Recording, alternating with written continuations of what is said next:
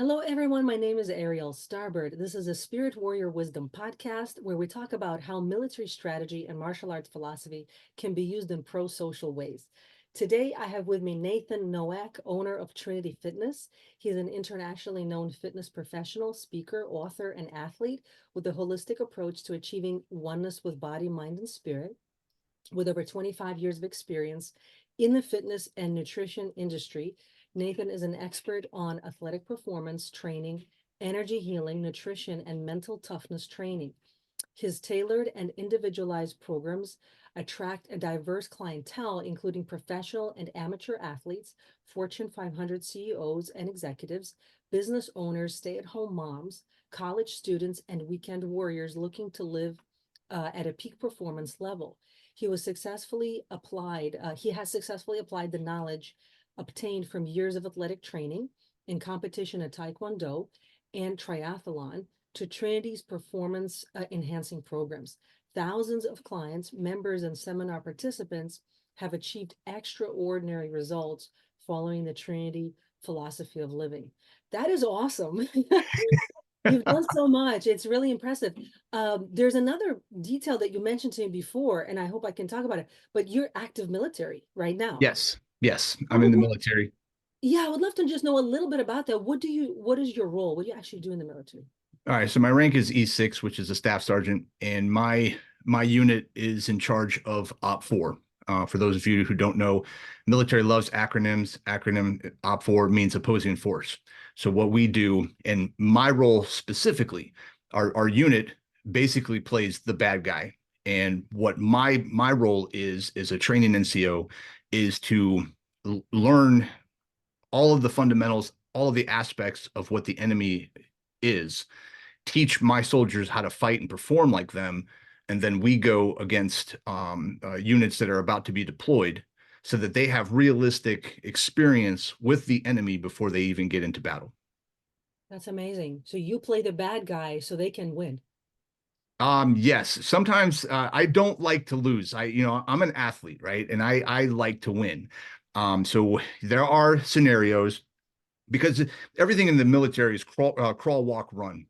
So if we get some brand new uh, uh, kids out of like IET or AET, AIT, we'll have to go slow with them. I mean, we can't just overpower them and run right through them because they're building up the reps. They're learning how to maneuver as a squad or a fire team or a platoon. You have brand new platoon leaders that are learning to lead for the first time. So what we do is, we have parameters on what we're supposed to do, the expectation. But if we get high speed guys in there that are, war fighters and ready to go, then I'm allowed to I'm allowed to release my guys and let them, whoever wins wins. So it's a lot of fun.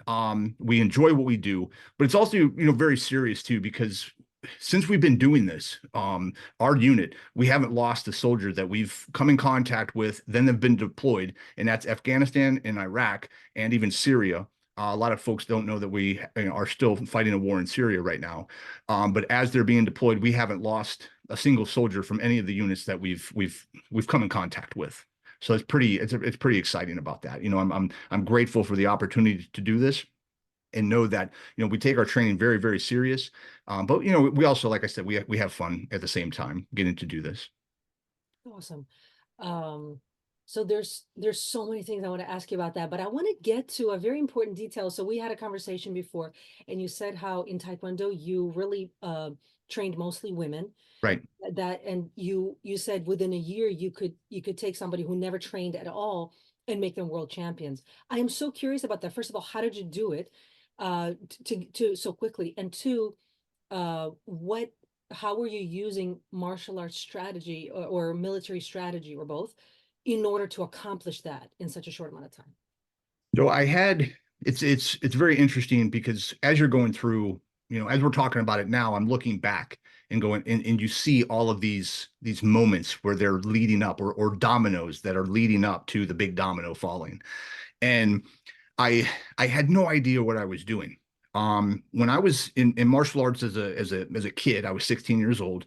My Taekwondo instructor at the time was female. She was a woman, and she was an army brat. And I was brought up in a very militant, not in a negative way, but a very militant background. So when I would go with her to teach self-defense, we would predominantly teach women self-defense, where it was at colleges and universities, small churches and groups and stuff like that. So, and she would always just beat me up. And I had no idea what she was doing. And she was grooming me to teach women self-defense because, as a woman in martial arts, you know that there are three different styles of fighting, right? I mean, you have kids, you have women, and you have men. And you have to teach each one of those individual groups how to fight and utilize their body to the best of their ability. Because if you go back and look at Bruce Lee movies, or even the movies of like the 70s and the 80s, where you have these guys that are 250 pounds and they're just standing there and punching and punching and punching. If I teach a woman how to fight like that, she's going to get hurt. She's going to get killed. If I teach a child how to fight like that, there's no way, right? So what I realized was the fundamentals of self-defense need to work for everybody, but there are certain specific skill sets that you can teach each group that are going to help them be able to come out on top if it is a 120-pound woman fighting off a 200 or 225-pound man. So I didn't realize what Saab at the time was doing. And then when I got to, fast forward, I got to Atlanta. I didn't know anybody. And I walked into Biggs Morrison Boxing Gym, and Xavier Biggs is the brother of Terrell. Terrell fought Mike Tyson back in the 80s. So he had a boxing gym, didn't know anybody. I walked in and I said, hey, I'm willing to teach kickboxing here for a month for free. If I can pack out a class, then I need you to pay me. If not, you can tell me to get the hell on, and I'm out. And he was like, deal. So that I basically put all my chips in. It was all on me on whether or not I was going to survive in Atlanta, or if I was going to just go back to the suburbs and there. But the rest is history. But this is a boxing gym. And if you've ever seen Rocky, if you ever saw Rocky 3, where Apollo takes Rocky back to the gym where he started, if you look at the movie, it's kind of dirty looking. You can tell, you can smell, because all the guys are sweaty. It's dark, it's grungy. And this is what Biggs Morrison was. And they had so many champions coming out of here. Vernon Forrest came out of there. There were a couple big heavyweights that came out of there. I mean, there were big names, and celebrities would come and train in the gym when they were in town. And one of the things that I didn't know at the time, but now looking back, I see it.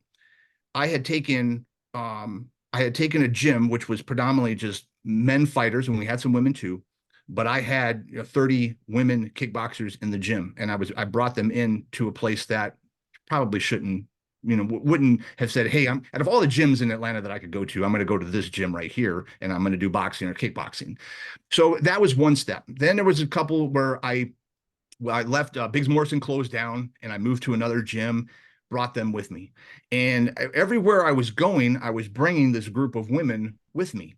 And then I realized, okay, now it's time for me to, I'm an entrepreneur. I'm a guy that likes to do it by myself. I need help, but I like to make sure that if something happens, it's my responsibility. I'm not allowing somebody else's bad mistakes or bad decisions to dictate my future. And that's kind of what happened with Biggs Morrison. So what I did was I decided, hey, you know what? I'm going to go ahead and I'm going to start my own training center. And it was, kind of in the beginning, we had our Tae Kwon Do team. I started coaching women, and my team just so happened to be all women. Again, went right over my head, didn't think about it. I ended up in 2004. I had already had my gym now since I think 2000 to 2004, and we moved into a bigger spot. I hired a marketing company to help brand me, because LA Fitness just moved in. There was a Gold's Gym down the street. How is this little mom and pop gym going to survive $15 a month memberships if I'm a jack of all trades and a master of none?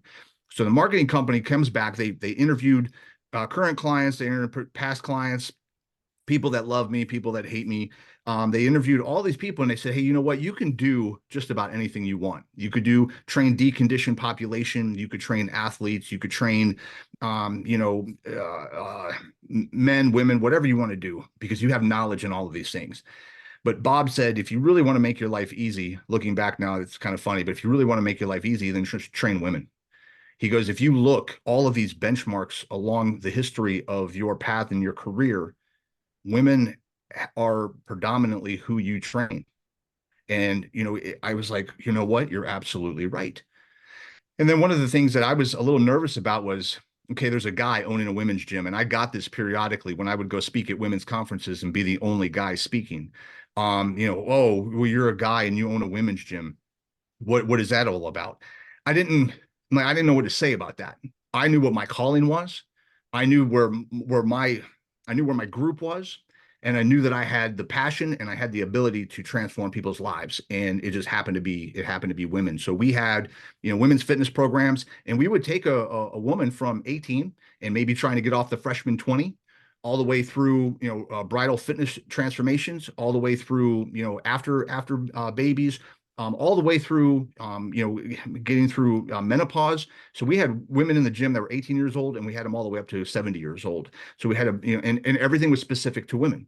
Now, one of the things that kind of followed me this whole time was the fact that I compete in Tae Kwon Do, and I had coached a women's team. So every single year we would have women. Now, some of them had athletic backgrounds. I think the two best, out of and and I'm from the north, I say girls and boys a lot. So, I sometimes people say, well, it's women and men, but I say girls and boys. So out of all the girls that I coached, the two groups that really had it down were soccer players and ballerinas, because they knew how to kick, they knew how to move. But every year I was coaching, and we would go to state championships. We would go to regional championships. We would go to national championships, and some of these girls would win. And I had no idea, like, again, I had no idea what I was doing. I'm thinking, okay, these girls want to fight. Let's go fight. If you want to train to fight, let's go fight. And in Tae Kwon Do, it's a little bit different. It's full contact, body displacement, and you can knock out to win. So, we're training and going through all of this, and I'm seeing all these national champions come back, and then I'm seeing lives change. And in the beginning, a woman would come back from national, she win a gold medal. And after you train really, really hard, and then you accomplish the mission, you accomplish your goal, you come back and you realize, I'm not the same person anymore, because I can do more than I actually ever thought I could. So what would happen is sometimes they would, break up with their boyfriend or divorce their husband or their partner, because that partner didn't want to keep going up, keep moving up with them. The other thing was, they would quit their job, they would get a better job, they would get another car. I mean, it was like they were upgrading their lives. And at that point, I did not realize what was going on or what was happening. I thought, man, this isn't good. These people, these ladies are trusting me to help them. But then I started realizing over time, and as my mentor, my coach said, Nathan, you are helping people level up. And sometimes they're going to have to shed skin. They're going to have to shed things, because if they're going to move up, some things aren't going to go with them. And he goes, look at all the things that you've had to leave behind. Look at all the relationships you've left behind. Look at all the jobs and situations you've left behind. And that's what you're doing. You're on the flip side. So it wasn't even about martial arts. It was about women's empowerment. And we were just using the vehicle. The tool was fitness and combatives in order for them to get to that next level. So that was really eye-opening for me. And that's pretty much how it started. Now, it wasn't women's only gym. It was predominantly women. So if a woman wanted to she could refer her brother or her husband. So we had some guys in the gym, but we never marketed anything else but other than being a predominantly women's gym. That's awesome. Yeah. That's a very interesting story. And I can relate because, I trained with a shamanic exorcist for for about 9 years, and people like first hear that they're like shocked, but it's just spiritual cleansing. It's energy work. It's Right. not like Hollywood portrays it. That's what people imagine, but that's not what it is. Right. It's really just a very beautiful healing practice. And after I developed my own course, unfortunately, my mentor passed a couple of years ago. He was very, very old. But he gave me like the best. I think he gave me the best years of his life, actually. So after I created my own program, I created for initially, I thought I was going to have women clients who wanted to learn it, but instead I was getting people who were in the military and law enforcement, and it was guys. And I thought, I like, I'll help anybody, but Right. what's the pattern here? Why is this happening? Why do they want to learn from me? They're trained guys, but they wanted my leadership, they wanted my mentorship, they wanted my coaching. It took me a while to understand why. Right. And I think I'm still processing it as to why they would want, first of all, to study with a woman, and two, to learn this very obscure spiritual warrior craft. and how they were benefiting from it. So I completely understand how sometimes like the universe has to show it to you many, many times before you're like, okay, I think I get the pattern. I'm supposed to Yeah. be a little different here. So I totally get it. You mentioned to me how you were able to work with women and within like a year's time help them to become world champions. How did you do that so fast? So it was so just to make sure that it's correct, national champions. Oh, national, okay. Yeah, so there's a big leap there. Now I had some of the girls on the team would fight in international competitions and they would win, but a lot of the international competitions would be other countries coming to the United States. None of the girls I traveled out, but they never traveled out. So we did go to like U.S. Open. There were a couple in Texas that a couple international tournaments where other teams from South America would come. We had the Pan American Open, some of those things like that. Um, I think it was so one of my mentors, and I use this because I never met him. I just knew a lot about him. Was the 1980 hockey team, Herb Brooks, the coach. A lot of people have told me you have a lot of the same qualities that he did, how he coached. Um, and if you look back at it, he took a bunch of amateurs, high school and college amateur hockey players, and he put them up against the most professional team in the world at the time, which was the Russian team. They were all in their late 20s and 30s. They had been doing this for a long, long time. They were men. It was boys fighting against men because at 18 years old, you're still not. And I learned this as I was fighting because when I was fighting in competition, the age group was 18 to 32. There's a big difference between an 18-year-old and a 25 or a 27-year-old. And I had to learn that as I'm fighting. So, looking at that, and I didn't know, as I was coaching, I had heard a little bit about him, but the movie Miracle never came out. I had never really got to hear a lot about how he really coached, and I'm learning all of this now. So it was almost like a parallel kind of the characteristics. But what I would do is the training and the intensity was so tough that it was they were submerged for the months that we were leading up to nationals or the year that leading up to nationals. And what they lacked in experience, they made up for in endurance. There were a couple of times we would go to tournaments and I would have girls that were green belts and they would fight in the black belt division and they would win. And people were like, man, and it was funny because as we would go to tournaments and we would show up, they would be like, oh, Nate's girls are here, and then they would start to say, well, I'm going to take second or I'm going to take third because we started to have this reputation that if you were going to fight one of the girls, you go ahead and pick second or third because you're not going to win today, which was pretty exciting at the time. But here's the thing. This is what I noticed about coaching women. Women will pour out if they believe in you and they believe that you can get them what they want, right? Their goal. They will pour out their cup of knowledge and just let you fill it. If they trust you, they believe in you, and you show them the vision, they will just do whatever. I have guys that would always question, always ask, well, why am I doing this? Or why am I doing that? And I felt that my experience has been that the women just bought into what we were doing. And I didn't have, of course, sometimes you're like, why do I got to do another 100 kicks? Or why do I have to show up early on Sunday and train? Or why do I have to run the mountain again? But that's different than really, you could tell that they were questioning either your ability, your skill set, or your ability to coach them and get them where they wanted to go. And over time, as I got older, when I was in my 20s and my 30s, I'm a guy. I'm trying to prove myself, right? So I would argue with every single person. Now I'm like, look, let all the gold medals, let all the championships, all my experience, everything that my track record, it speaks for itself. If you're not going to buy into me, then that's fine. I'm okay. I can send you to someplace else. But I felt like women really bought into it, and it was hard to coach them. But looking back, it was easy, because it fell into play. And then, they would fight amongst themselves to try to, be better. But it was also a sisterhood. They had this bond. Even when the girls would leave the team after a year, 2 years, 3 years, I had some girls that were with me for 10 years. But some of them it was so intense. And in Herb Brooks, they talk about this in the 1980 hockey team. After those guys played, a lot of them didn't want to um didn't want to really talk to Herb anymore because of the fact that the training was so intense, and he pushed them so hard that it was the best time of their life, but it was also the worst time of their life. And some of the girls, they were like, I'm done. I can't, you got one gold medal out of me, one national championship out of me. I can't perform another, or do another, or I don't want to do it. I'm on and off to bigger and better things. So it was kind of like a stair step to the next thing. But the women that I coached, for the most part, and we have over 34 national champions throughout the entire 14 years that I coached women. Um, it was just it was like flow. It was like being in Zen. It was being in a flow state. It was very simple. It was very easy, and it was like riding a wave that just never stopped. So we had our peaks and our valleys. We had some injuries.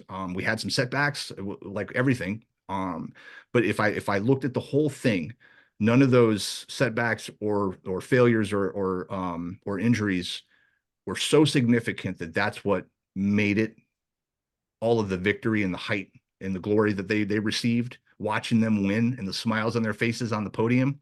That was those were the moments. That was the good stuff. That's really fascinating that you describe it that way. I try to consume some content online, and I see how a lot of men just don't understand women. They think women just want to have fun. I'm like, I don't know what you're talking about, because Right. I was also raised in a traditional military family, very militant culture. And I think in terms of honor and discipline. Right. So what fun are you talking about? Like my life, I don't, there's no, in that equation of training and discipline and structure, the fun isn't part of that equation. Sometimes it emerges out of that, but that's not the goal. And so, like, there's even that song, like, girls just want to have fun. I'm like, I don't know what that's like. That's not my life.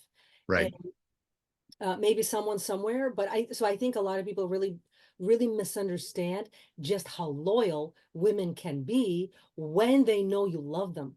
And I don't Right. mean romantically love them, but I've had coaches or mentors, I knew they loved me for sure.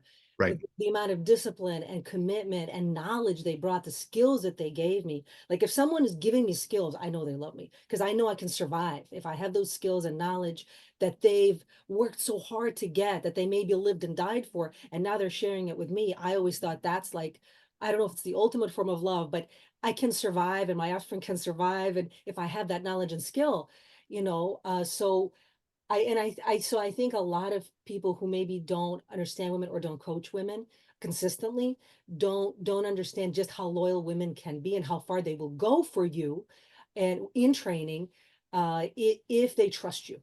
If you win Right. their trust, they'll go very far. So I can understand that, absolutely. I also had coaches that didn't understand that, and it's like lukewarm. They were like lukewarm, like, oh, just come in and have fun. I'm like, that doesn't work for me. I'm not here to have fun. Like, that's Right. not me, like I need this, otherwise I'm gonna die. Like, Right. that's how I see it, I'm training for battle, and if I'm not skilled in battle, I will die. And you letting me have fun and bob around like a 3-year-old, that doesn't serve me. you know Right. yeah, I obviously didn't stay at those gyms where they were like, oh, just go have fun. For someone that may work, for like certain temperaments that may work for some people, that's not my temperament. Well, it's kind of like those martial arts schools that are belt factories where they just have kids come in and they're just promoting and promoting and promoting, or you're having to actually earn your belt. I mean, when I first started, I started in martial arts when I was 9 years old. I watched The Karate Kid on the movie channel when it first came out. He wins. Ali comes running out. I was like, Dad, I have to do karate. And that's how it started. And then I switched to I had I read an article in a newspaper, and it was talking about this local Tae Kwon Do school where they had to go to Junior Olympics, but they had to be on the AB honor roll or the A honor roll. They would go to Junior Olympics and they'd win nationals. And I was like, well, wait a minute. At that point, in the Olympics, Taekwondo was the only martial art other than judo and boxing, but it was really, the only kicking sport. So I was like, Dad, this is I want to switch. And when I got to the Taekwondo school, I told her what my intention was, and she laughed at me. Now I was the only white kid in this all black Taekwondo school, so that was one thing that stood out. The other thing was when I got there, I was 15 years old at the time, and she put me in the kids class. And I don't know if she was testing me. This was one of those kind of those psychological tests. Are you going to pass? Are you going to fail? She put me in the kids class, and I was 15 in a class with a bunch of 8, 9, 10, 11. I think the oldest kids were maybe 13. And I looked at it, but then at the end of that class, I realized that there were green belts in there that were doing things that I couldn't do or I wasn't comfortable doing. And so I turned to her at the end of the class and I handed her my belt. I was a black belt. I handed her my belt and I said, I'll start over. So I knew, was she messing with me? Probably. Did she want to see if I was going to stick? As time went on and I became, a junior Olympic national champion, and I started moving up through the ranks and I was part of the family, then I started realizing how many schmucks would come into the school, look at me touting their black belt and doing all this stuff, and then realizing she was doing this to protect us from the outside. So that's in, and some people would come in with these, I'm this and I'm decorated with that. And she would put up, I remember this one kid came in from Russia and his dad brought him in and he was going to go fight. This is ridiculous. I was 18 years old at the time, and this kid's going to come in, he's going to fight in a kumite. I'm like, dude, you've been watching too many Jean-Claude Van Damme movies. So he comes in, he's going to fight in a kumite, and his dad talks him up. Well, Saab put him up against one of the girls that we had. And Tammy was older than me. Tammy's, I think, 24, 25 at the time. And she wasn't even a black belt. She was a brown belt, and she spanked him. And they grabbed their stuff and ran out of the school. And one of it was because his dad couldn't believe that he was going to fight a girl. And the other thing was he just got spanked. So as I was growing up and seeing that, and then looking back at when I first joined, then I realized, oh, she was doing this as a test. Are you gonna complain that you're in a kids class? And maybe she saw something, because she was very energetic too. Maybe she saw something that said, you're not exactly at the skill level that your belt says you are. Let me see if he's going to actually man up and stay, or if he's going to tuck tail and run. And that, I mean, that right there, all of those tests that she put me through, and all the brutality that I went through the first 6, 9 months that I was there, that changed it for me. And then I realized there are martial arts schools that are belt factories. And then there's, like you said, you just want to have fun. Okay, you have fun, pay your dues and have fun. Or do you really want to learn a skill set? Do you really want to learn self-defense? Do you really want to take yourself and your spirituality, your mental toughness, your physical toughness, things that you can do in life? These are things that are going to be able to carry you through life. Are you going to be able to take those on with you and learn something along the way and actually have a belt that means something? So when I would promote my girls, when I was promoted, then I realized I earned this. This wasn't given to me. What am I going to get? I have to earn it. And that's that's where the blood, sweat, and tears comes from. And I'm right there with you. My dad was my best and my worst critic. He would praise me behind my back to other people, but he would never praise me, because he was like, you're only as good as your last gold medal, and that was 2 weeks ago. So what are you going to do this week? Right? He didn't want me to rest on my laurels. And I remember one time I took second in a tournament, and him and my brother left me at the tournament.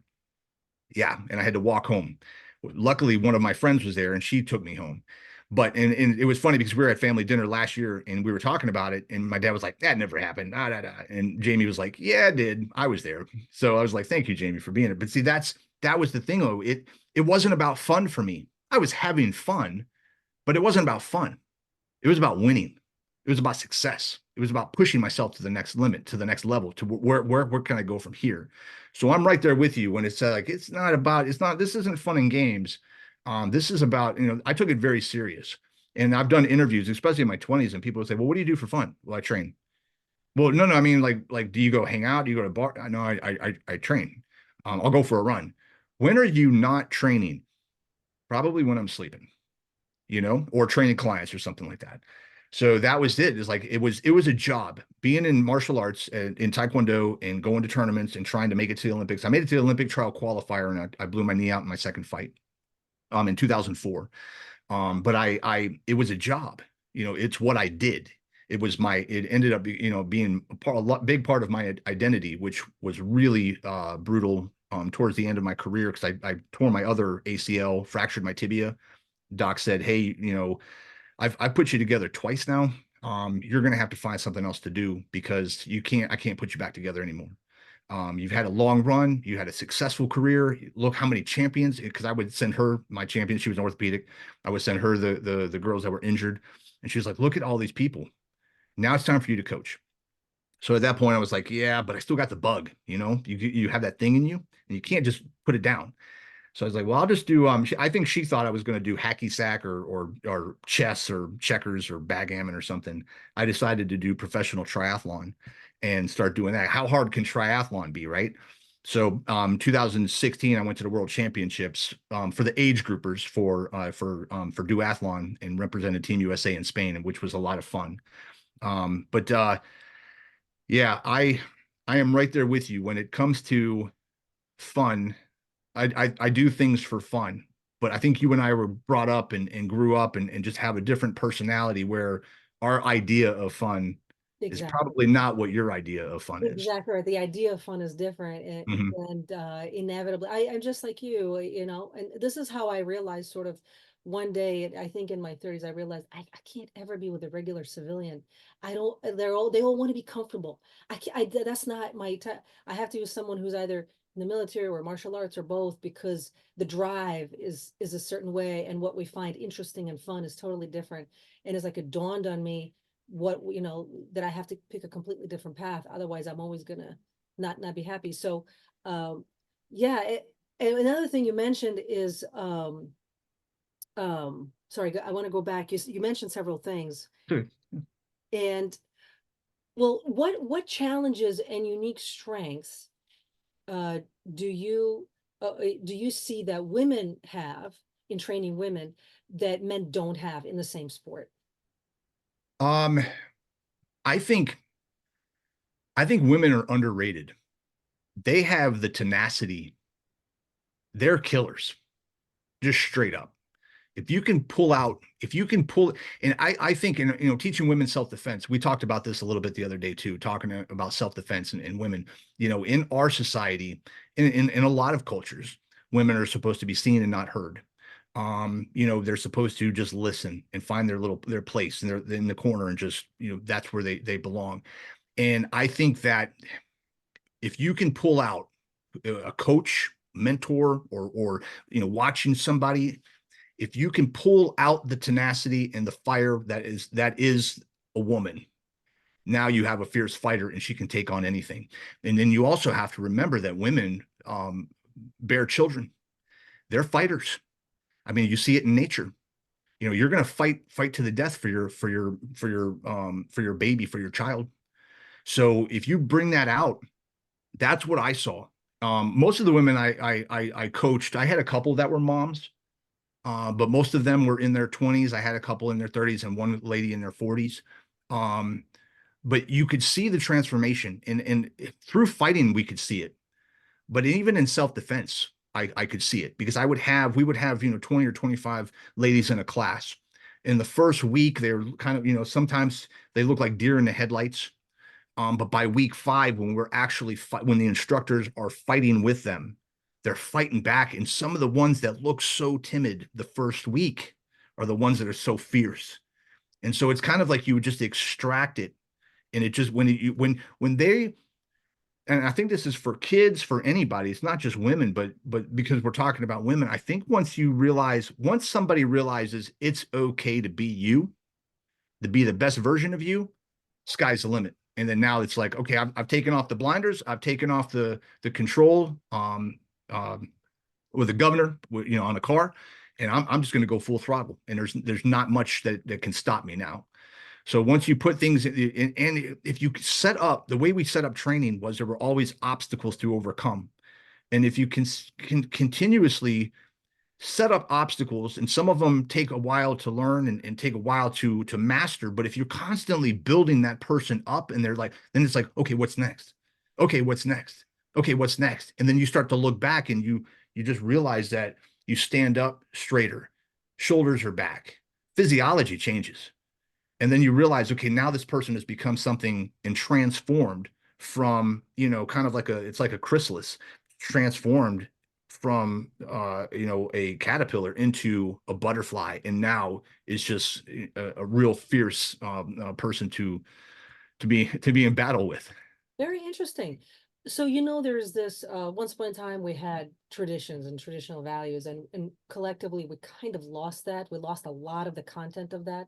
And then we went into modernity, and this is my opinion, but a lot of things in modernity I think are absolutely horrible, and there's just trash. It's really lacking power. It's a lot of it's a loss of intelligence. We collectively lost a lot in history. And there's like this movement to try to bring back some of the traditions, different kinds of traditions. And I think some of that is good, but I think some people are a little bit missing the point. They are finding things that are superficially look traditional, but they're missing the value. They don't yet understand it. Right. And so like this one guy who was raised in the kind of a really dysfunctional, very modern latchkey sort of situation, and then he's trying to retain some of the traditions. And he was asking me, why should women train in martial arts? Women are supposed to be soft. They're supposed to raise kids. Men are supposed to be hardened. Why do we need hardened, tough women? What would you say to that? Okay. So this is funny because on the flip side of that, I don't remember. I know I was with a buddy of mine and we were talking to somebody about self-defense. And a lady comes up and she's like, I don't need self-defense. And I said, why? She goes, well, I'm always with my husband.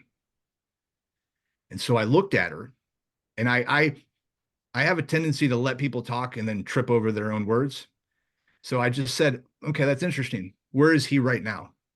Well, he's at work. So I'm going to attack you, and your husband's not going to be able to defend you, is he? And in that moment, you could tell she was like, oh, you're right.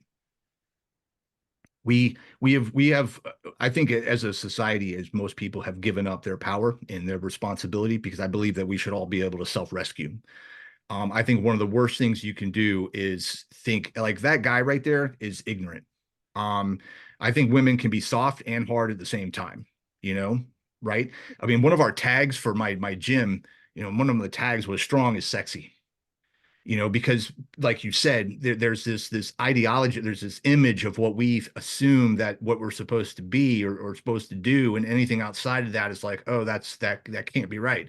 Guys are tough, we don't cry. Women are supposed to be soft and sensitive and stay at home. Says who? you know you can have and like that tradition is not like I just don't think that's acceptable, but you can have the values of old tradition without having the tradition. And I think we, like you said, we've lost a lot of the values. I think one of the best things you can do is empower women, because both of men and women, and I say both of us, like men and women, is we have a feminine side and we have a masculinity side, and you need to really elevate yourself. You need to learn from both of them because they're both going to be there. You can suppress one or lift up another, but I think that you can and you can elevate both without being something that you're without trying to be something that you're not. I see a lot of people out there, like a lot of women over masculinating themselves, and I see a lot of men way over feminine themselves to not offend other people. And I'm like, that's not the way. You got to take it to an extreme. That's my opinion. But I think that in order for as you're in energy healing, and I do a lot of meditation.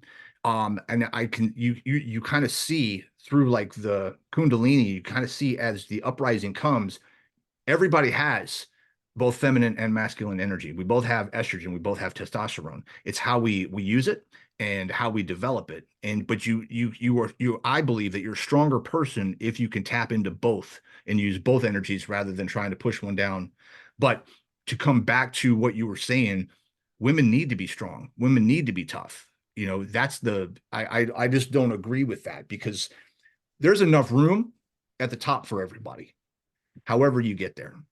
And I think that by empowering women to be more and do and have more, you're going to get a lot more out of everybody. So that's Yeah. my take on it. Yeah, and I agree with a lot of that, and I think some of it is just common sense, but common sense is not common anymore, and I So think there's so much BS, deliberate disinformation online. There's so many pockets that of like rabbit holes that people can go into where you just get so disconnected from reality right. after a while that very strange ideas can seem workable, and in reality they just aren't. If you live in reality for any amount of time, you quickly realize those ideas don't work. Right. They're just dysfunctional. And Yeah. so what I think of it, when like what is my reference point is, well, we're going for advanced civilization. We're going for intelligence. So if you are so specialized that you can't do anything that the other person does, everything falls apart. Then when one person leaves, everything falls apart. There Right. has to be some overlap. So like, uh, yes, perhaps in some traditional native societies, yes, the men would hunt, the women would stay with the kids, but sometimes the women would hunt too. Right. They would need to know how to hunt. They would need to know how to put together a shelter, take it down. They would need to have a lot of skills because the men can die, the men can get sick. The men may need you at that moment, right? So you have to have some skills that overlap, and Right. that so to perpetuate the civilization to move forward. This high level of specialization ultimately hurts us, and you know what I mean. So and it becomes obvious when you see societies working together. You know, Right. And to take this to a military aspect, think about deployment.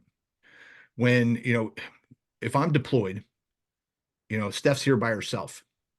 We don't have kids, we have dogs. She's got to take care of the dogs. What if something happens? FEMA's not coming. I'm out doing my thing. If I have to be deployed for a natural disaster, a man-made disaster, or something like that, and not doing OPFOR, um, she's got to be able to. Or what if I'm out and I'm teaching at a seminar, speaking at a seminar, or I'm in another state speaking at a seminar, and she's here? What is she going to do if the power goes out here? What if something happens here? What if the tornado happens here and she's not able to do stuff? So empowering people to do what they can do to self-rescue themselves. Nobody's coming. Yeah, I mean, once you realize that, nobody's coming. And I think one of the biggest things, and this is kind of just like a sidebar, is people think, well, FEMA's going to come. FEMA's responsibility is not you. FEMA's responsibility is infrastructure and to build and get everything back online. So if you become a liability versus an asset when now we have to come rescue you when you could have self-rescued yourself. And I think one of the things that we've lost in society, as we, like you said, we're kind of going up that ladder, is the fact that we've put a lot of our security, a lot of our self-responsibility on somebody else, and have kind of given that over, surrendered that, and just say, okay, you take care of me now. And you yeah. can't. They call Yeah. it learned helplessness. And there's a lot of studies done on learned helplessness. And I'll just mention really quick the study. It's kind of really sad, actually, but it's so telling. It's about dogs. You probably have heard of it, but I'm sure our listeners may not have. So they took these dogs, and there were several groups of them. And some of these dogs, they trapped them inside a cage where you could not get out. And some dogs were in a cage, but you could jump out. And then they were electrocuting them, which is really sad, but they were electrocuting the dogs. And so the ones that could jump out did, and the ones that couldn't jump out just sat like that and stayed like that. And since they were puppies, right? So then as Right. they got older, then later they were put into basically an open space. And the dogs that couldn't jump out were then electrocuted. They were not going anywhere. They were just staying there, and they were, defecating and peeing and just not doing anything, bleeding, and it literally took a scientist to go in, drag the dog physically out to show the dog that you can actually leave. And even then, you had to do it a few times before the dog figured out, oh yeah, I guess I can leave. And some then did, and some then didn't, even after being shown. Right. And I feel like a lot of people have that kind of learned helplessness where they were told that you can't, you shouldn't, you're not allowed, you're going to get fined, whatever they were told. And as a result, now, even when they can, they don't. I think it's really sad, and I don't know what the solution is. But I think that, after all these conversations that I've had with like different people in the military and martial arts, what we come to is drive. You Right. have to have drive from beyond yourself. And I feel like, well, where do I get my drive? I get my drive from my higher power. So I think that ultimately we have to go to a higher power. Like, me alone is not enough. I can't solve all the problems that I have. I always go to my higher power. Right. And so so in the case of a lot of people that I've seen that really struggle to get drive, they don't go to a higher power. They don't try to derive power from something greater than themselves. They just come to the conclusion, I don't have enough power, and they end there. That's the end Right. of their inner dialogue.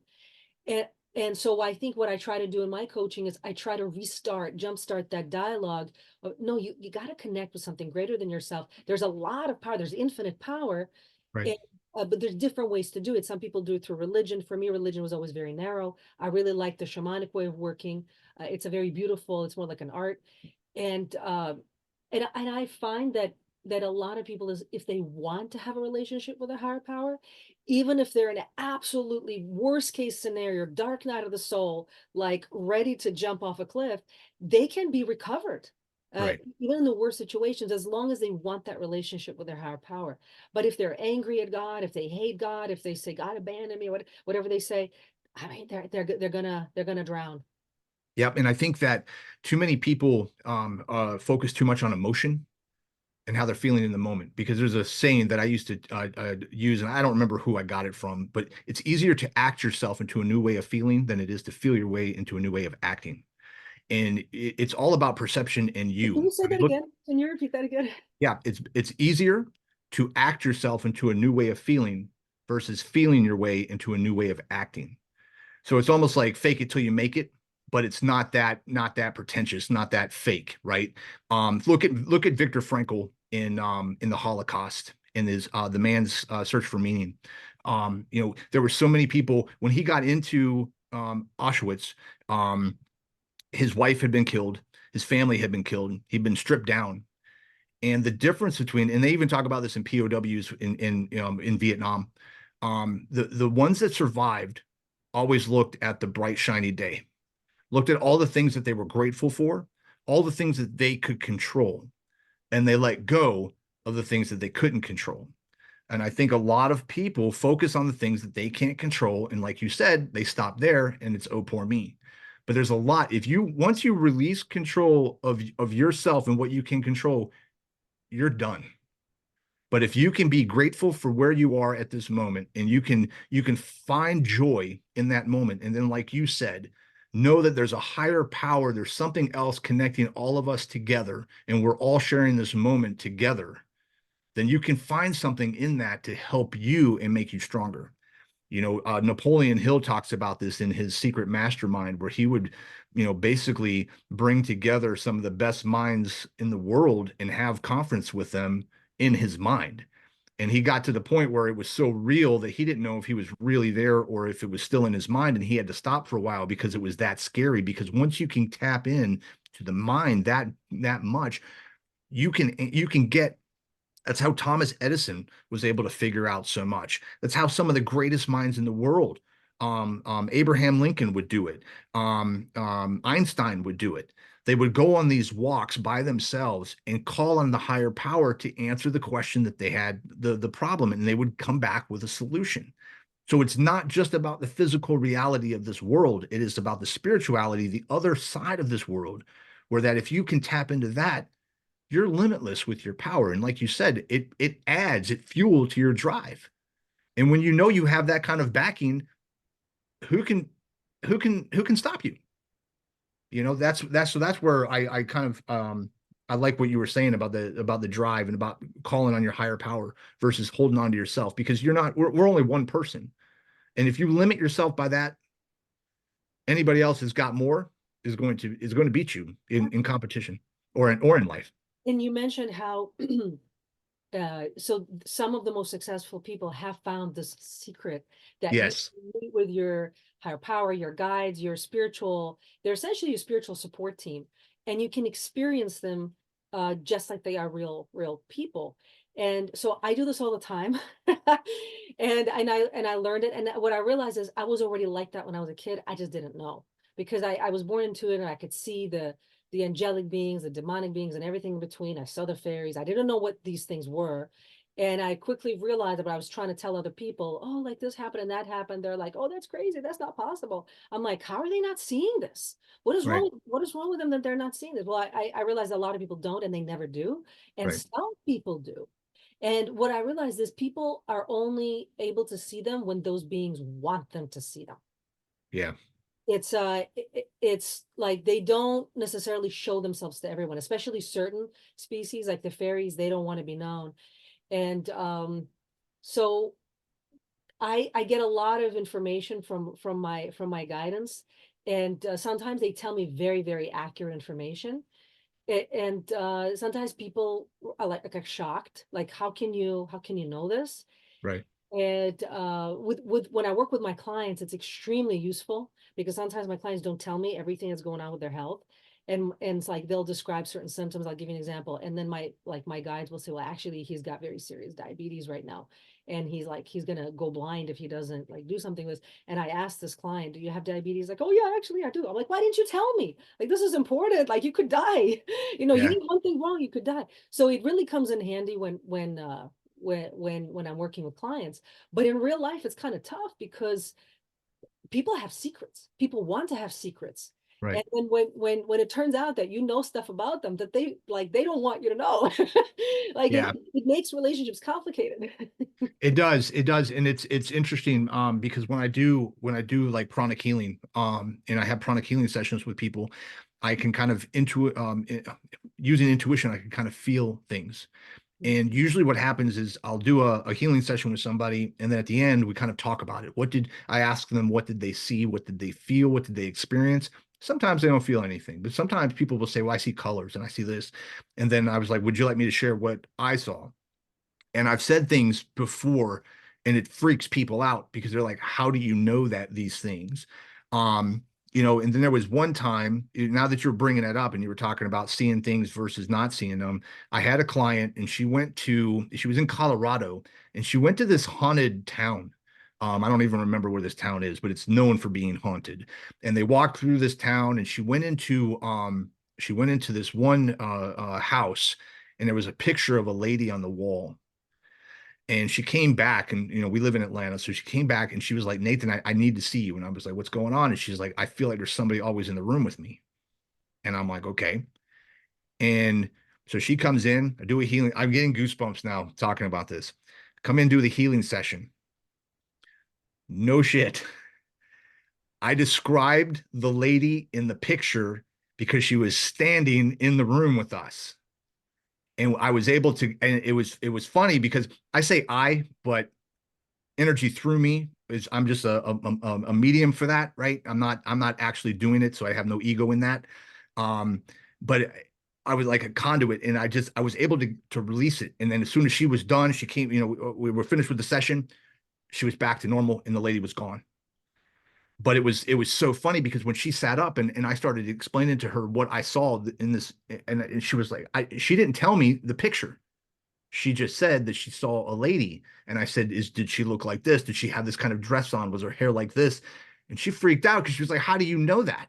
And I'm like, because the entire time we're doing this session, she's standing on the other side of the table, just staring at you. And I'm like, you should probably just not go to haunted towns anymore. Yeah, if you if You you pick can't. up if you pick up lost souls, then yeah, you probably shouldn't. Let me ask you this. So it's so awesome that you have these intuitive abilities. I obviously, because I teach psychic self-defense, I attract a lot of men, like I said, a lot of men who were in the military. I gravitate towards my program. I was pleasantly surprised by it because I was learning a lot from them. But what I want to know is, did you in your military career encounter psychic army programs? Were you recruited into that? Were you working in that capacity? No, but in my education of learning things, I learned remote viewing. And I can't remember his first name. I might have his book around here. Mike, I think it's Michael, but I think his last name is Morehouse, and he Oh was yeah. part of the psychic thing that was in the military.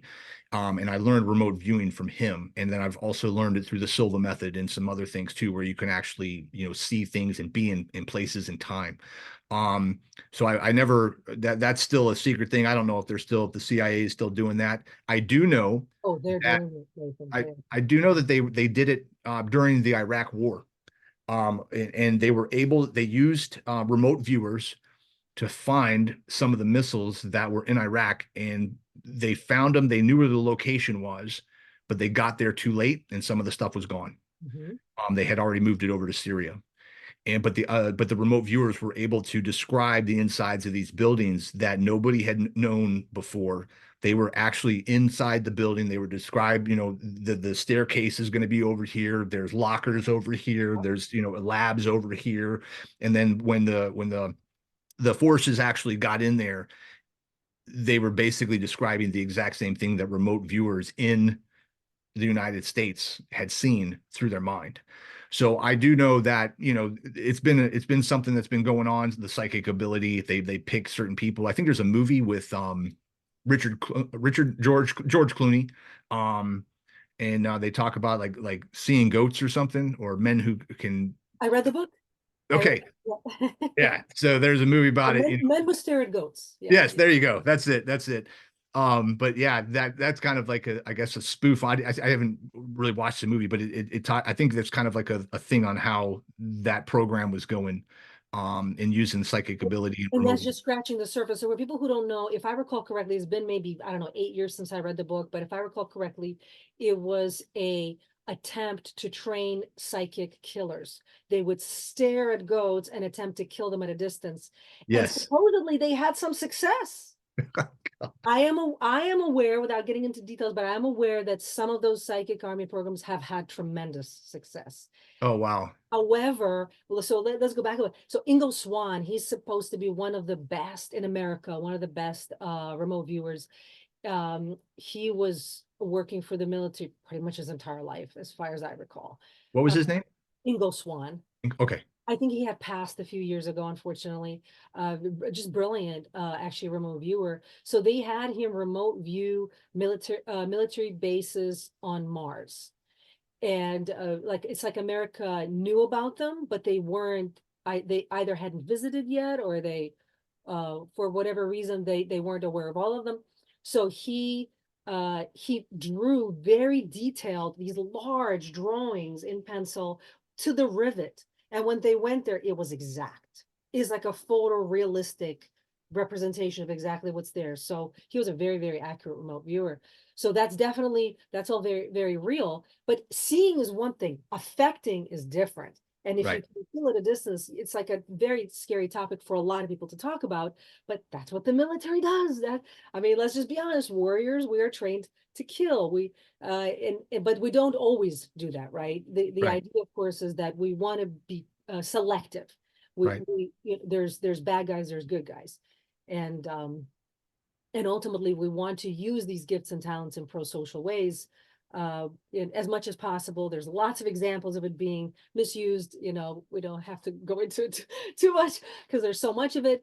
Right. But yeah, the psychic armies are very secretive, and I have known clients who were either part of that or they were aware of that, and um it's all very interesting, and they never stop. One interesting thing that I will say, I believe it was Afghanistan, some soldiers were coming back and they said that when they were fighting in the fields, they could see giants, or like energetic, they were almost physical, but like very large, like 12-foot tall beings also fighting at the same time on the Wow. field with them. So stuff like that is very interesting. It Yeah. relates to remote viewing, and how warfare inevitably, such a, like when you have strong emotion and power, Mhm. end up tapping into other dimensions. So Right. even maybe warriors that weren't necessarily skilled in remote viewing, now they're seeing other densities and other dimensions and other beings that are actually also participating in some way in that. Yeah. And regarding when they remote viewed something, but they got there too late. Apparently, if you're really good, you can remote view in time. You can remote view at what does the place look like at that moment, Oh, right. or by the time we get there, it's going to be, let's say, in 24 hours. What is it going to be in 24 hours? Right. Yeah. You can do that too. Yeah. Too bad they didn't do Yeah. that. Maybe the Well, war would have it's a stopped a slightly lot more advanced earlier. skill, I guess. Yeah. So, you have your own martial arts gym, right? Still, right? No, I closed my gym in 2013 and partially retired. All of my stuff is online. I do teach martial arts at a buddy's martial arts school. I teach 5 to 7 year olds martial arts, BJJ, karate. everything that everything that a 5 to 7 year old can learn. But that's where I teach now. So that's the only physical location that I have access to. And do you also coach entrepreneurs? Entrepreneurs? Yeah. Yes. Yeah. So can you tell me a little, how are you using military strategies and martial arts philosophies in the business development aspect? Well, I use I was training. This was back, and I was 26, 20, maybe even maybe 24, 25, 26, somewhere around there. I was training a Green Beret. He had um he was off. He wasn't part of his unit, or had time off or something. I don't remember. It was a long time ago. But he came up to me, and we were talking, and we were talking about goals and completing things and tasks. And I was asking him questions about missions and stuff, and he said, I don't look at my goals as goals anymore. I look at them as missions. He's like, because a goal can either be accomplished or not accomplished, and there's not much to it. He's like, but a mission, you have to have success in your mission. If you're given a mission, you have to be successful. Otherwise, people die, things happen, and the consequences can be significant, can be catastrophic. So he said, when I'm getting very specific on things that I want, targets that I want, I always look at them as missions versus goals, because missions have got to be completed, not they're nice to be completed.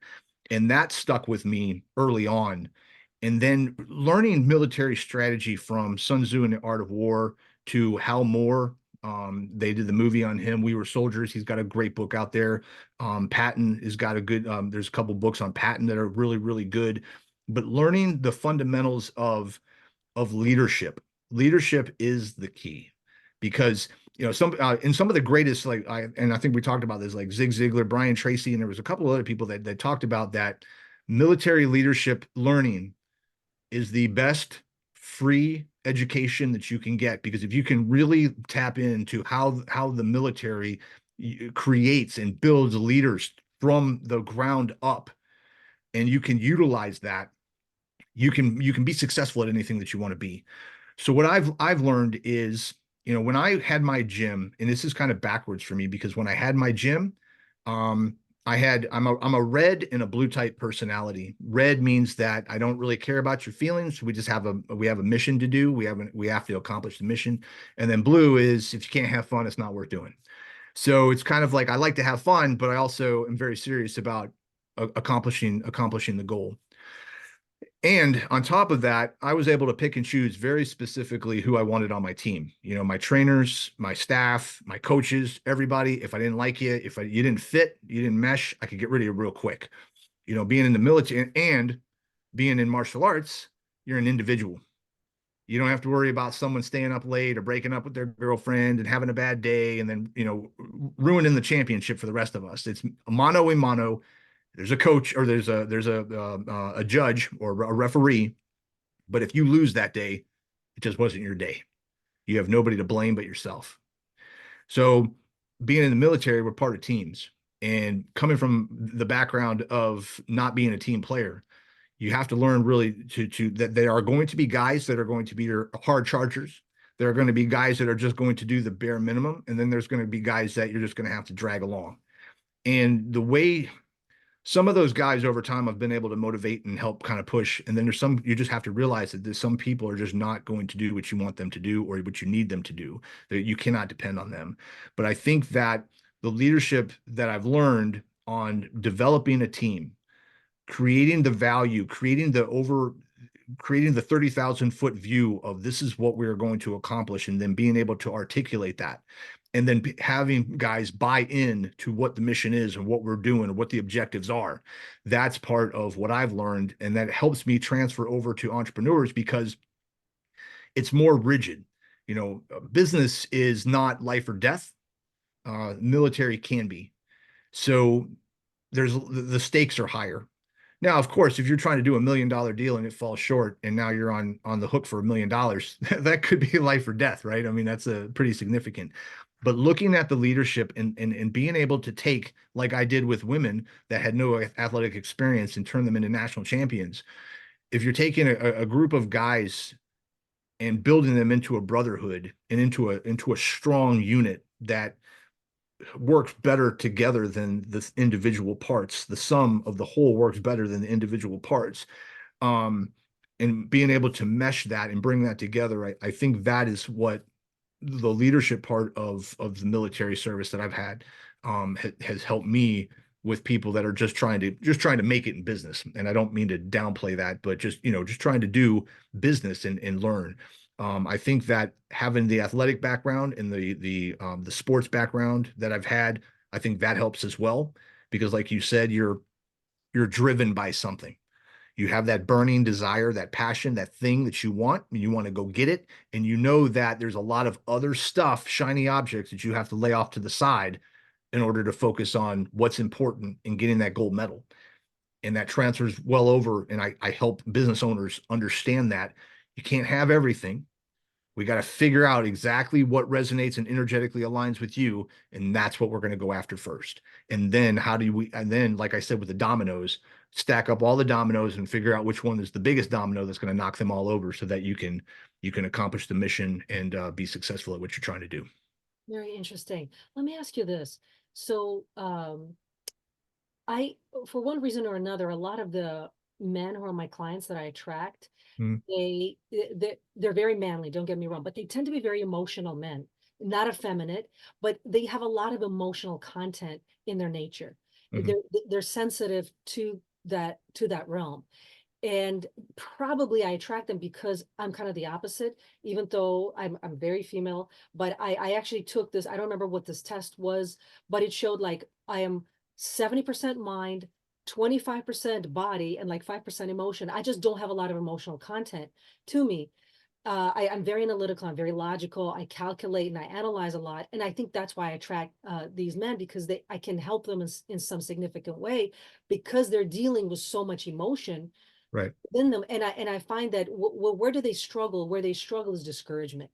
They're very driven usually. They have businesses. They're usually in law enforcement or military, but they encounter something, that some kind of failure, something that really hurt them, and they're discouraged, and they end up being stuck and frozen in that discouragement.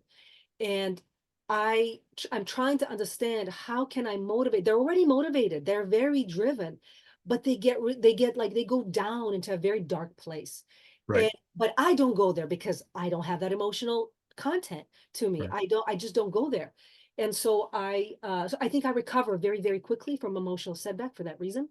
And whereas they could be stuck for years or decades in like a very dark place. And I'm trying to figure out how to help them to move out of that dark night of the soul into and out of this discouragement, this overwhelming discouragement. They won't show it. It doesn't show. No one knows it, but I know it because I can see it. Because right. we have some kind of connection. I can see what they're really struggling with.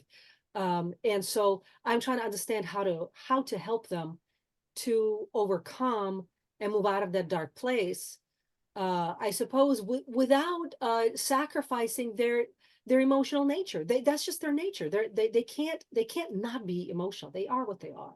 Right. So how would you help a person like that? Well, one of the things that came up when you were talking was fighters, especially, are very sensitive ego uh, uh, um, athletes. They're very frail at times. They're tough, but they're very frail because if you get beaten and you get beaten bad, some guys never recover from that. That's it. I think that's it. Yeah. Yeah. So there's a couple things, and I don't think this is a blanket statement. I mean, we could probably do a whole hour on this, but the coach didn't set them up for success, and they put too much value on a particular instant in life versus allowing it to be just a page in a book. And I don't want to downplay because I get a lot of haters on social media. I don't want to downplay people's trauma because traumatic experiences is serious. But I've also said that if you're going to the same therapist for 5 years or 10 years for the same thing, they're not helping you get through it because you have to choose to get through it. And I've had people come back and say, well, I'm choosing. Well, you're not, because we all have the same makeup. And just like you're being stuck, I can give you 100 other people that have had a very similar experience to you that have been able to flip it and be very successful. Not to group everybody into a group and everybody has their own individual thing that they've got to go through. But if you truly said, it's like, I mean, if we're going to go back to the military, it's like when a buddy of mine was in a fight in Iraq, and people were dying, and they could have given up, but they kept fighting and they kept fighting and they kept fighting, and then finally they overcame the Taliban. Um, you can choose, you choose whether or not you want to give up and you want to surrender, or you choose to keep fighting. And you have to decide if it's a mental thing that if it's a traumatic thing that happened to you, that you experienced, it was a serious failure or setback. You have to, and somebody wasn't there to give you the skills ahead of time to cope with it. Then you've got to start really figuring out, how am I going to cope? What am I going to do? How do I just put this into, this is an instance, this is what happened, and be okay with that and let it go. On the flip side of that, I think a lot of people take those things, whatever that situation was, and it becomes part of their identity. And then when you start to try to help them release that, as because you can be in your identity, can be whoever you want. If today I decided I don't want to do martial arts anymore and I want to be a runner, now I'm going to have the identity of a runner. If I'm going to have the identity, I can be the identity of anything that I want to be. So you have to decide, okay, I'm going to release the identity of being a victim and surrender this. And it's really hard for some people because, like you said, everybody wants to be this, but you can tell emotionally there's something off. There's something a little bit broken, not because people aren't broken, but something that's just not right. And you've kind of have to come to terms with that. I think in the last 10 years, but really in the last 5 years, I got bullied a lot in school. And that's part of where my drive comes from, is because I was never good enough. I never got picked. I very, I got picked. If I got picked for kickball, it was always last. Or, I got picked because the teacher was like, you have to include Nathan in this. I was little. I was small. I was smaller than most of the girls at that age. And I fit very conveniently in lockers. And for a long time, I held on to a lot of hate because of that. And that's what drove me, was that hate for those kids. And I had to really just kind of let it go and go, okay, it's just part of my identity, as it helped me. But like you and I were saying, if you're going to take the good experiences, you also have to take the bad, because the bad experiences have also gotten you to where you are in life. So all the good things have helped you, but you got to remember, all the bad things have helped you too. You just have to choose on whether or not you're going to look at the bad and go, think of it as a bad thing, or think of it as, okay, I needed to learn this to get this. And not put so much effort and so much emphasis on just one thing and then grip it and squeeze it till it breaks. That's I hope that I was able to articulate it, because I can see in my mind how I would want to, bring that process out, but sometimes it Yeah, doesn't come out the way. oh, absolutely. There's a lot of golden nuggets in that. I mean, I can unpack it forever. But there's something that you said that was really important. I want to ask you about that. You Yep. said the coach didn't set the person up for success. Right. And in this case, the coach is like broad. If they were in the military, it's their commander. If they were in a law enforcement, it was their boss. Whoever was above them. But tell me about that. What was the failure in the coach, or in the relationship there that you're talking about? Well, we talk, you've been in martial arts, so people have said this, and you've been a coach for a long time, so you've had to have heard this. It's 98% mental and 2%, 5% physical. It's all about the mental game. And when I got to the Olympic trial qualifier, it wasn't about who knew how to throw this kick or move this way or do that. It was all who was going to bring their mental game. We always talk about the mental game, but coaches are afraid to talk about it. It's almost like doctors are so easy to prescribe prescription drugs, but they won't talk about nutrition. But it's because they don't know much about nutrition, if anything at all. So when I was, I I was still young, right? I was 16, 17, 18, 19 years old when I was training with Saab. Saab had the way she developed mental toughness and that tenacity was just basically through brutality. And it only takes you so far, because you are going to be um, there's going to be something that breaks on the inside. So what she did was, because I'm an emotional guy, I'm emotional, right? I'm tough, but I'm also emotional, and I'm not afraid to say that. She hands me this book, and she was like, all of your mental toughness, all of the sports psychology you need is in this book. So she couldn't teach me. She handed me a book. And to this day, I still have it. I mean, it's tattered. I mean, it's one of the best books out there. So it's such a great book that even a couple people um, regurgitated right off it and tried to create their own programs, which is, that's what they call it, uh, plagiarism. But I learned a lot through that book on how to find flow, how to understand setbacks. What are you really find out what you're really afraid of? Where does the fear come from? If there's fear, why can't you express joy? In a lot of the instances in those books where the athletes that he trained with and coached as a sports psychologist was they were putting too much value in their identity as an athlete, and there's so much more to you in life than just what you are at this moment right now or what you're experiencing. Like, you're not just in the military, you're not just an athlete. And that's when I hurt myself, I went through this really deep depression because my identity was I'm a fighter. If I don't fight and I don't compete in Tae Kwon Do, then who am I?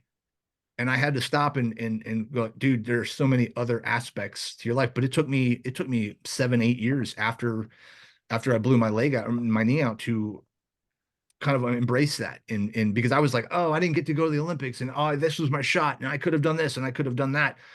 But it was like, no, you had to experience that negative thing, and I could have wallowed in that, right, and not let that go. But I took that as a learning experience, and look what I got to do.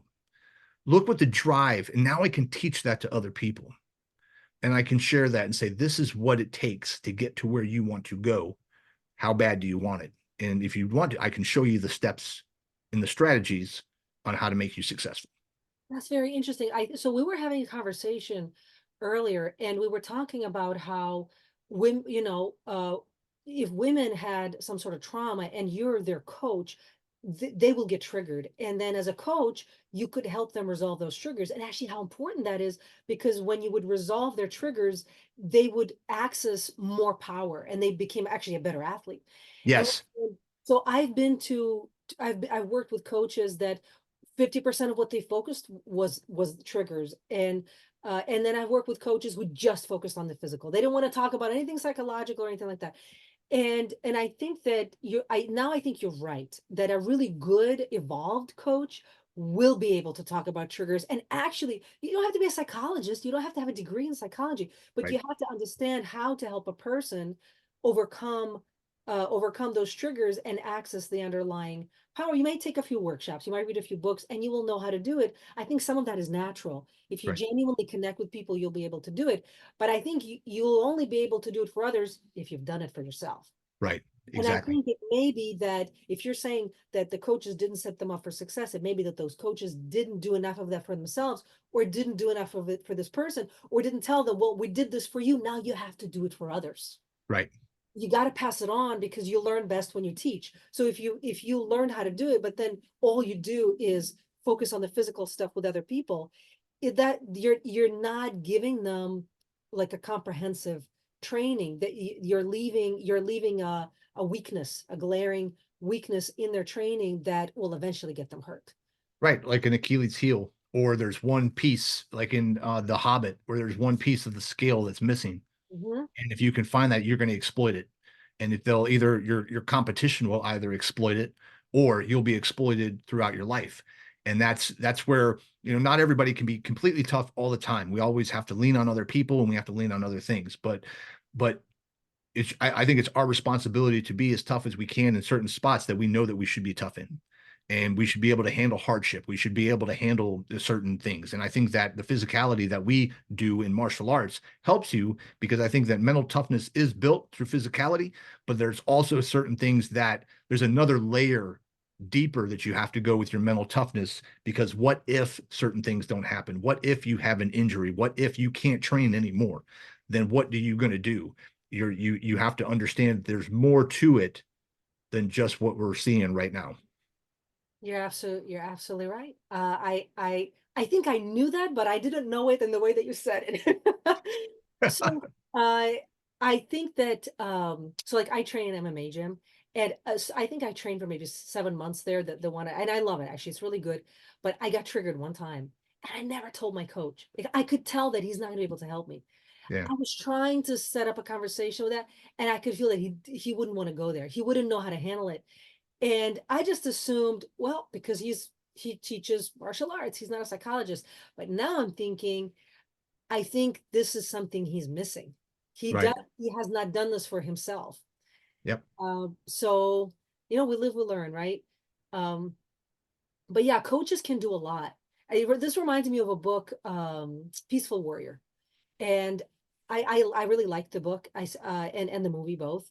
And so I do recommend it. I think it's good enough for anybody. You don't have to be an athlete. It's good for overcoming anything. But if you're Yeah. an athlete, especially.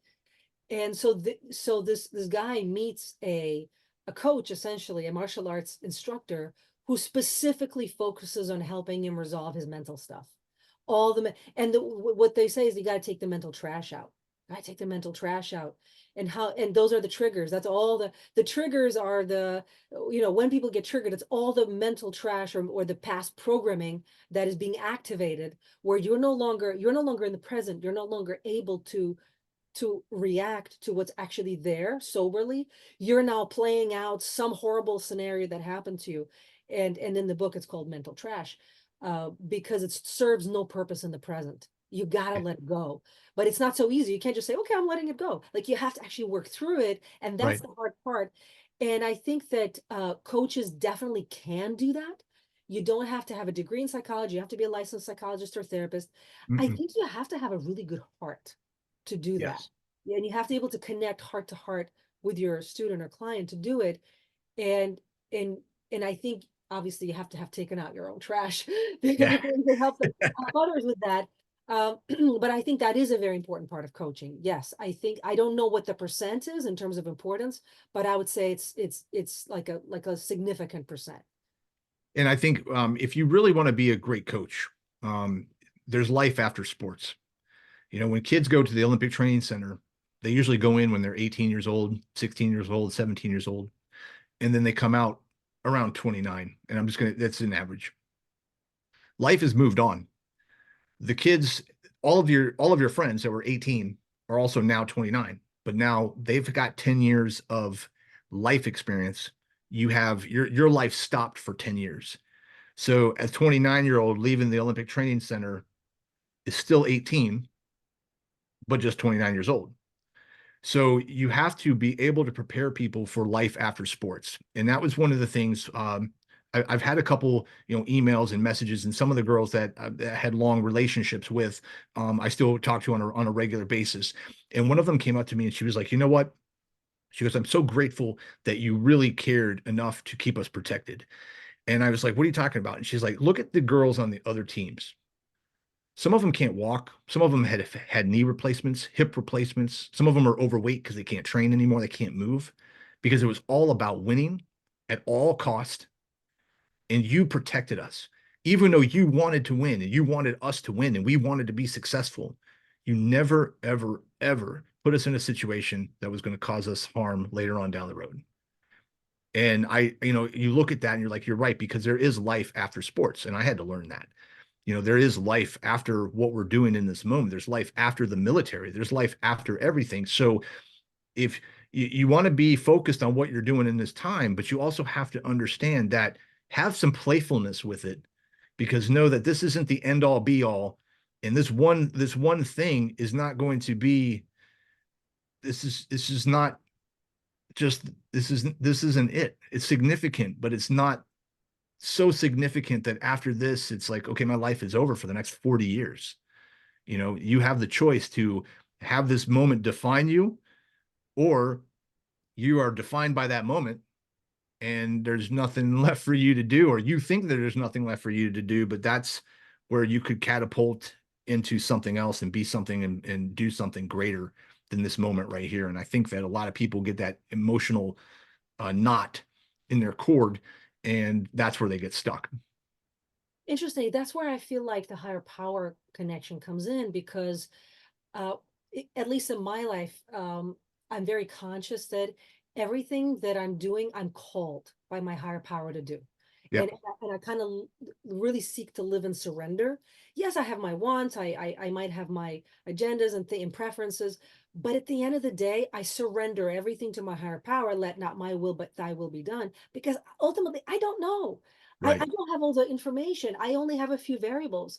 And so, based on what I know, I would say my judgment would be this, but I realize how limited and flawed that judgment is. Therefore, I surrender it completely to a higher power. And right, I think that when you're done with a role, I just surrender to my higher power. Like I did that, I did that. Whether I failed or succeeded, I did my best. What's my next mission? I'm going right, to empty myself completely, and you give me my next mission. right, And so I think again, it comes back to, but you have to trust your higher power. You have to love and trust your higher power to give you that next mission, that next role. Otherwise, yeah, you're going to be stuck and frozen. Um, another question that sort of emerged in my mind is, so if someone wants to be an elite warrior, hmm, um, that's like a top level, right? They have to have an elite coach. right. They, so what differentiates an elite coach from like a really good coach? Well, I think that you're going to have to talk about the mental at some point because visualization is very, very important.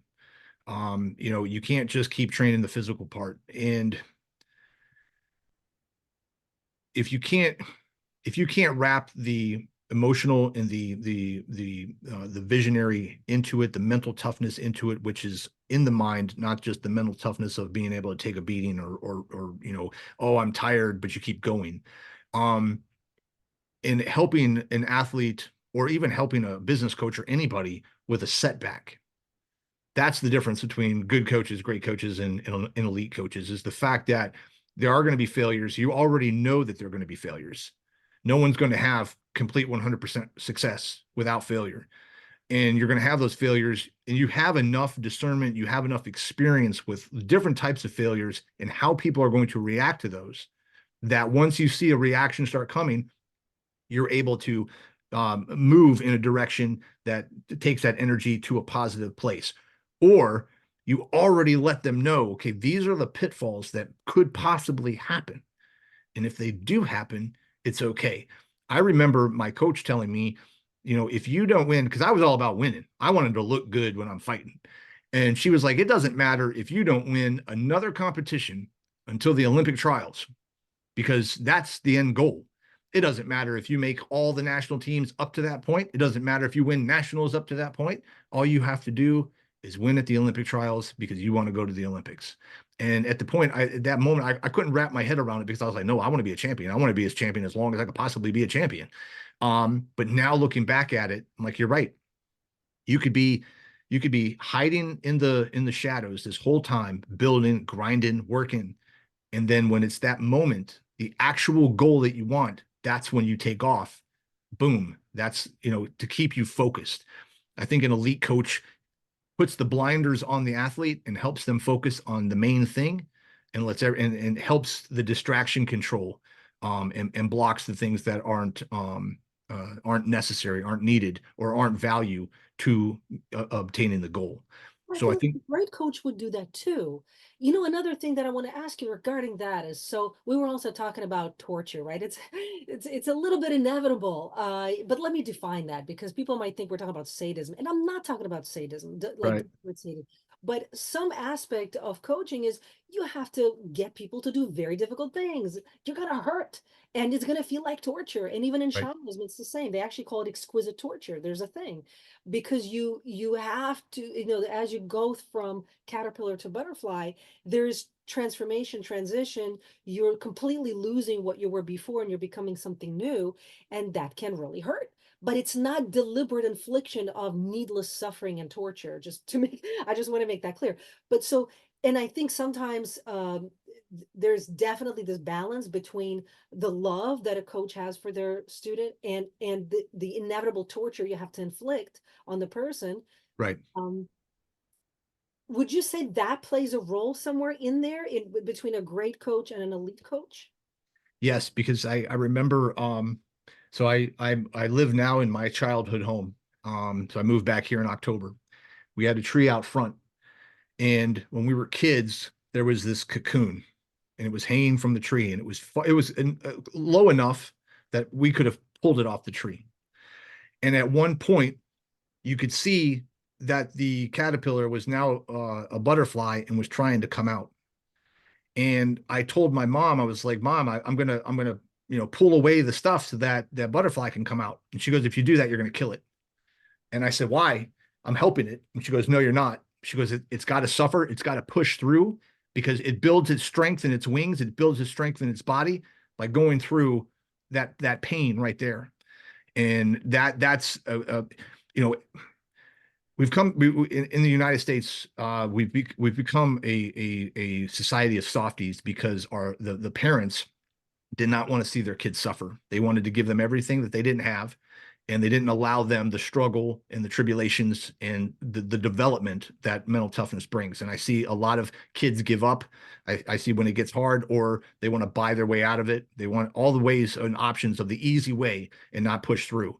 And I think that a lot of parents were the kid that tried to open up the cocoon prematurely and let the butterfly out because they didn't want to see the butterfly suffer. But within that suffering, like you said, is a breakthrough. And a true coach is going to is going to know the difference, is going to have the intuition and the energetic knowing on when you need to back off and when you need to allow them to just unfold, and they have to go through the experience. You had to go through the experience. I had to go through the experience. And now they have to go through the experience. As much as I don't want to see you suffer like I just suffered, welcome to the club. On the other side of this, I see a beautiful butterfly. So no, I cannot help you. You have to struggle and push through this cocoon yourself. But on the other side, I'll be there to cheer you on. I'll be there to help you. But this is a journey that you're going to have to do on your own. Yeah. It's it's the whole thing of leave them and in the middle of nowhere without a map, let them find their way home. And it sucks and it looks like torture and cruelty, but it's like there's no better way to develop intuition than when you have to survive or you will die. It has to be life or death, or Yep. you're just not going to develop it. And so I don't do that at home. That's for elite warriors, training. But well, you could try, but you're gonna have people mad at you if you do this too. Yeah. They Exactly. they might quit, but so thank you so much. This was awesome. The last question I want to ask you actually is we all need heroes and archetypes. And like Yep. you mentioned Rocky, when I was a kid, I saw Rocky movies for the first time.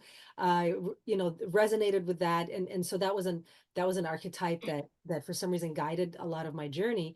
What archetype would you recommend to young people now? Because they're really lacking in positive archetypes and positive role models. What archetype would you recommend to young people? Uh, So I think that you need to have a balance. Um, what I've noticed on social media is it's very yin and yang, way too polarized. You either have these really hardcore masculine dudes, and I'm just going to use one example. These guys, you're like, you need to toughen up. You got to do this. You got to do this. You got to do this. It's all on one side. And then you have other people that are like the softer side of Sears. And if it doesn't feel good, then just don't do it. And we're just going to sit underneath this tree and let's just hug the tree. And I just love everybody because that's how we're going to do. well, very hippie. Yeah. Right. So I think the archetype, the people that you need to look for are the people that can integrate both of those together. And we talked about that begin the masculine and the feminine side and bring them together. You need to find somebody that can help you with mental toughness and help you with empowerment, but then also allow you the opportunity to experience failure, experience setback, experience growth. And then be somebody that's tough enough on you to push you forward and say, get up. It's just a scraped knee. It's going to be fine. Put some Bactine on it and call it a day. Um, and the times when, okay, I know you're struggling. I'm going to help you, and I'm going to keep moving forward and be able to balance, kind of straddle that line between, not helping and helping, and then encouraging along the way to allow their process, their journey to unfold. I think there's a lot of coaches out there that want to be the hero.